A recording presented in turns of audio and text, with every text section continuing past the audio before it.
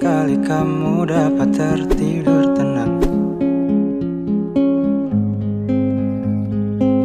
Tak perlu memikirkan tentang apa yang akan datang di esok hari.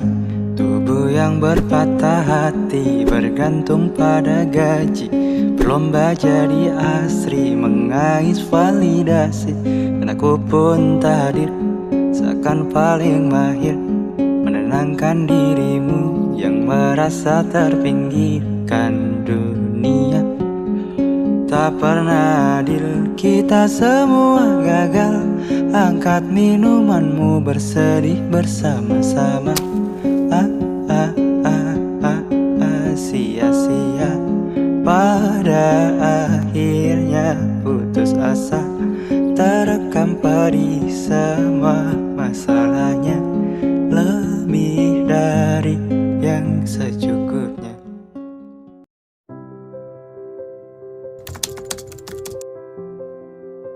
Tugas menumpuk, nggak kelar-kelar. Lihat teman-teman, ternyata udah pada selesai. Deadline takut nggak kekejar. Terus maksain nyelesain sampai begadang. Kebanyakan begadang malah jadi emosian.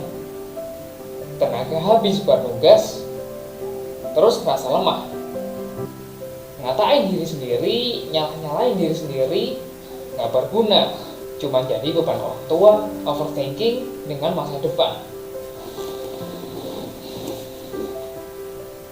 Hati-hati, hal yang seperti ini berdampak buruk pada kesehatan mental kita. Kesehatan mental adalah keadaan sejahtera di mana setiap individu bisa mewujudkan potensi mereka sendiri. Artinya, mereka dapat mengatasi tekanan kehidupan yang normal, dapat berfungsi secara produktif dan bermanfaat, dan mampu memberikan kontribusi kepada komunitas mereka. Kesehatan mental atau mental health dipengaruhi oleh peristiwa dalam kehidupan yang meninggalkan dampak yang besar pada kepribadian dan perilaku seseorang. Peristiwa-peristiwa tersebut dapat berupa kekerasan dalam rumah tangga, pelecehan anak, atau stres berat dalam jangka panjang. Lalu, bagaimana jika kesehatan mental kita menjadi buruk? Dampak dari mental health yang buruk bisa membuat kita stres berlebihan, membuat emosi kita nggak stabil, sampai overthinking mengenai hal-hal yang sebenarnya nggak terlalu ribet. Kalau hal-hal seperti ini nggak diatasi, kondisi mental kita ke depannya bisa menghambat personal growth kita, terutama personal qualities kita sendiri, dan juga bisa membuat kita gampang ngerasa keganggu oleh hal-hal kecil yang sepele, kemudian gampang merasa moody, merasa gelisah yang berkepanjangan, merasa sedih terus-menerus, merasa helpless. Selama-kelamaan kita menjadi kurang merasa menikmati hidup, terutama jika kita tidak menyadari kondisi mental health kita sendiri. Hal ini juga bisa berujung ke adiksi sampai ketergantungan. Self-harm juga menjadi dampak negatif jika kita kurang menjaga mental health kita, dan bisa memicu keinginan untuk mengakhiri hidup.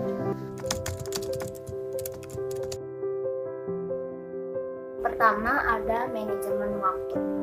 Manajemen waktu adalah pengendalian berdasarkan rangkaian suatu kegiatan yang sudah direncanakan. Usahakan untuk selalu mengerjakan pekerjaan secara lebih awal. Tidurlah 7-8 jam dalam sehari. Dan jangan lupa untuk selalu mengatur jadwal agar dapat terorganisir dengan baik. Yang kedua, selalu berpikir positif. Berpikir positif dapat membantu Anda untuk menghindari situasi-situasi yang stres. Ubahlah pikiran yang pesimis menjadi optimis dan hindarilah pikiran-pikiran yang mengandung negatif. Karena ketika Anda mengembangkan pikiran yang positif, maka otomatis hidup Anda juga jauh lebih baik.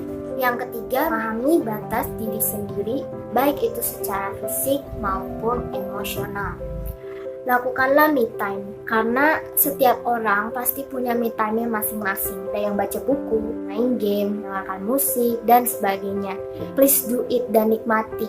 Lelah itu tuh hal yang wajar. Sebenarnya mental health itu tuh udah dianggap remeh bagi masyarakat, bahkan kaum remaja. Padahal mental health itu sendiri membawa pengaruh besar bagi kognitif, perilaku, bahkan emosi kita. Gas emang gak bisa dikemanain, apalagi masalah hidup. Harus kita lakuin sih emang. Tapi kalau kamu sekarang di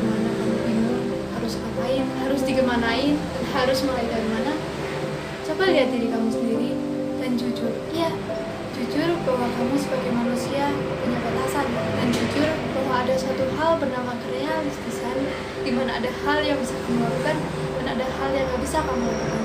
Memahami batasan kamu itu gak melemahkan kamu sama sekali kok. Itu akan memudahkan kamu untuk memahami dan mengerti dan mencintai diri kamu